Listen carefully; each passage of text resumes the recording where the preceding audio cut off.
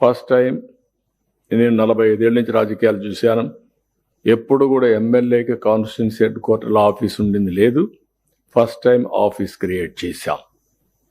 ఎమ్మెల్యేకి office create చేయడమే కాదు, మీకు 9 మెంబర్ టీం ఇచ్చాం. జిల్లా ఆఫీసర్ని నోడల్ ఆఫీసర్గా పెట్టాం. అంటే డైరెక్ట్గా కలెక్టర్తో మాట్లాడి ఎన్ని సమస్యలు పరిష్కారం చేయగలుగుతారో చేయడం కోసం, జవాబుదారితనం కోసం జిల్లా నోడల్ ఆఫీసర్ని, వన్ ఆఫ్ ది బెస్ట్ ఆఫీసర్ని నోడల్ ఆఫీసర్గా ఇచ్చాం. ఇక్కడే నాలెడ్జ్ పార్ట్నర్గా బెస్ట్ ఎడ్యుకేషన్ ఇన్స్టిట్యూషన్ తీసుకున్నాం. మీరు ఈ విషయం గుర్తుపెట్టుకోవాలి. ఒక ఎడ్యుకేషన్ ఇన్స్టిట్యూషన్ అక్కడ ఉండి మీకు గైడ్ చేయడానికి, లేకపోతే ఏదైనా ఐడియాస్ ఉంటే అవన్నీ ఎక్స్పెరిమెంట్ చేయడానికి, ఇవన్నీ కూడా ఏ విధంగా చేయాలో చేయడం కోసం, అవసరమైతే వాళ్ళ మ్యాన్ పవర్ కూడా ఉపయోగించుకొని హెల్ప్ చేయడం కోసం పెట్టాం. మూడోది ఒక ప్రొఫెషనల్ తీసుకొచ్చాం.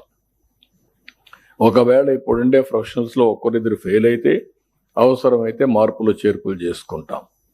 వాళ్ళని ప్రాపర్గా డ్రైవ్ చేసే బాధ్యత అక్కడుండే టీం పైన ఉంది. కలెక్టర్ అండ్ ఆల్సో అక్కడుండే ప్రజాప్రతినిధులు అందరం కూడా, మనందరం కూడా ఏదో సొంత పనులు చేయమని కాదు, మనం ఇచ్చినటువంటి విజన్ అచీవ్ చేయడానికి. అదే సమయంలో 5 మెంబర్ టీం కూడా పనిచేస్తున్నారు. ఇంకా మిగిలిన ఆఫీస్ యంత్రాంగం మొత్తం కాన్స్టిట్యున్సీ లెవెల్లో అందరూ కూడా ఈ విజన్ డాక్యుమెంట్ స్వర్ణ నియోజకవర్గంలో పనిచేసే పరిస్థితికి వస్తారు. కాబట్టి మీకు ఒకసారి ఆలోచిస్తే one of the best occasion, మంచి అవకాశం. ఎమ్మెల్యేలు మనసు పెట్టి పనిచేసుకుంటే మీ ప్రతిష్ట పెరుగుతుంది, సమస్యల పరిష్కారం అవుతాయి. ఒక ఎప్పటికప్పుడు జవాబుదారితనం కూడా ఫిక్స్ చేసి అధికార యంత్రాంగంలో మనం ముందుకు పోయే పరిస్థితి వస్తుంది. డెలివరబుల్స్ కూడా ఈజీగా జరిగే అవకాశం ఉంటుంది.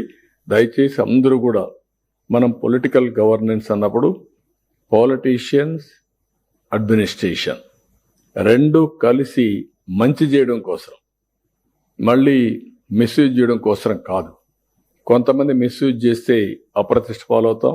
That is not the correct approach.